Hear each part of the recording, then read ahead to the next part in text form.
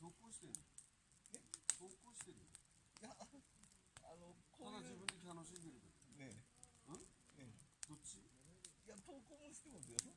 投稿してんの？ね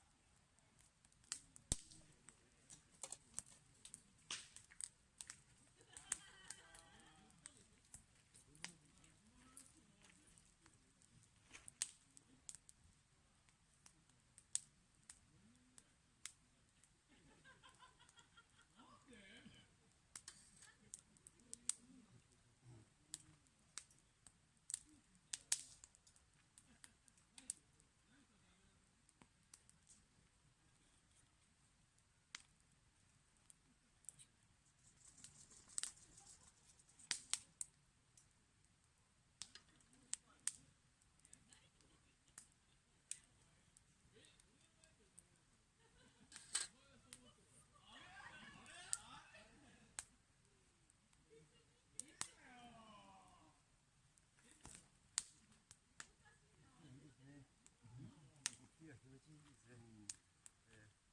よく燃えてますね。よく燃えてるか、よく燃えてるか。それ。いや、お前もうこっちおいで。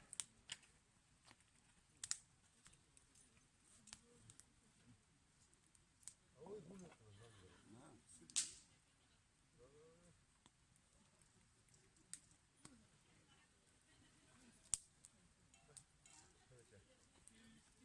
見てるとなんか気持ちがいいもんね。薪って何本持ってるの？だいたい一晩で2束ぐらい。ああ、やっぱり使うんだ。そうだよね。うちはもう滝拾ってきて燃やしてるから。ああ、でもやっぱ気持ちがいいね。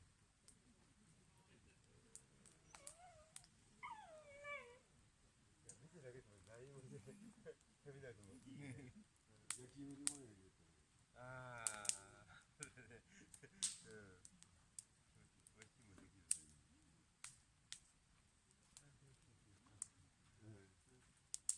今日は。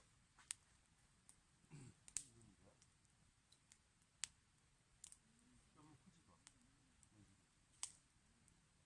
時間ではないよ。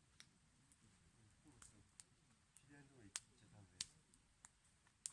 もう酔っ払っちゃって。飯は桃大食っていっぱいになったし、飯も食べてたし。